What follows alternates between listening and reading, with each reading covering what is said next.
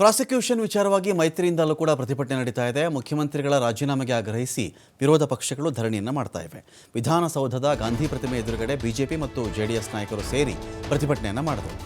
ಮುಡಾ ಪ್ರಕರಣದ ಆರೋಪ ಹಿನ್ನೆಲೆಯಲ್ಲಿ ಮುಖ್ಯಮಂತ್ರಿಗಳು ರಾಜೀನಾಮೆಯನ್ನು ಕೊಡಲೇಬೇಕು. ಪ್ರತಿಪಕ್ಷ ನಾಯಕ ಅಶೋಕ್ ನೇತೃತ್ವದಲ್ಲಿ ಈ ಒಂದು ಪ್ರತಿಭಟನೆ ನಡೀತಾ ಇದೆ. ಮುಖ್ಯಮಂತ್ರಿಗಳ ರಾಜೀನಾಮೆಗೆ ಆಗ್ರಹಿಸಿ ಬಹಳ ಅಚ್ಚುಕಟ್ಟಾಗಿ ತಮ್ಮ ಮುಂದೆ ವರ್ಣನೆ ಮಾಡಿದ್ದಾರೆ. ಬಹುಶಃ ಪಾರ್ಟಿ ಹಾಗೂ ಜೆಡಿಎಸ್ ಎರಡೂ ಪಕ್ಷಗಳು ಒಂದಾಗಿ ಕಳೆದ ಕೆಲವು ತಿಂಗಳುಗಳಿಂದ ಈ ರಾಜ್ಯದಲ್ಲಿರ್ತಕ್ಕಂಥ ಭ್ರಷ್ಟ ಕಾಂಗ್ರೆಸ್ ಸರ್ಕಾರದ ವಿರುದ್ಧ ಭ್ರಷ್ಟ ಮುಖ್ಯಮಂತ್ರಿಗಳು ಸಿದ್ದರಾಮಯ್ಯರ ವಿರುದ್ಧ ನಿರಂತರವಾಗಿ ಹೋರಾಟಗಳನ್ನು ಮಾಡಿಕೊಂಡು ಬರ್ತಾ ಇದ್ದೇವೆ. ಇವತ್ತು ನಮ್ಮ ಹೋರಾಟ ಒಂದು ತಾರ್ಕಿಕ ಹಂತಕ್ಕೆ ಬಂದು ನಿಂತಿರ್ತಕ್ಕಂಥದ್ದು.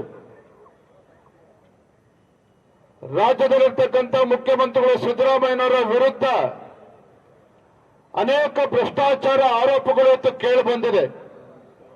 ವಾಲ್ಮೀಕಿ ಅಭಿವೃದ್ಧಿ ನಿಗಮದಲ್ಲಿ ಆಗಿರ್ತಕ್ಕಂಥ ಹಗರಣ, ಮೈಸೂರು ಇವತ್ತು ರಾಜ್ಯದ ಜನ ನಿರೀಕ್ಷೆ ಮಾಡ್ತಾ ಇರತಕ್ಕಂಥದ್ದು.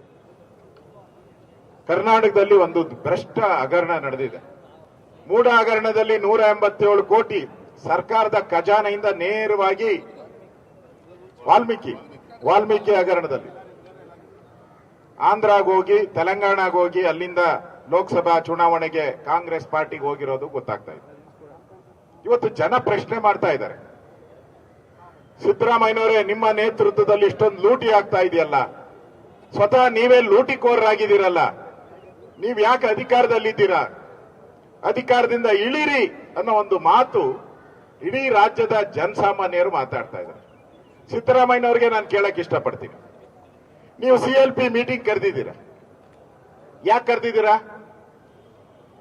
ನಿಮ್ಗೆ ಬಿಜೆಪಿ ಏನಾನ ನಿಲುವಳಿ ಸೂಚನೆ ಕೊಟ್ಟು ನಿಮ್ಗೆ ಬಹುಮತ ಇಲ್ಲ ಅಂತ ನಾವೇನಾದ್ರೂ ಕೇಳಿದ್ದೀರಾ? ನಾವೇನು ಕೇಳಿಲ್ಲ.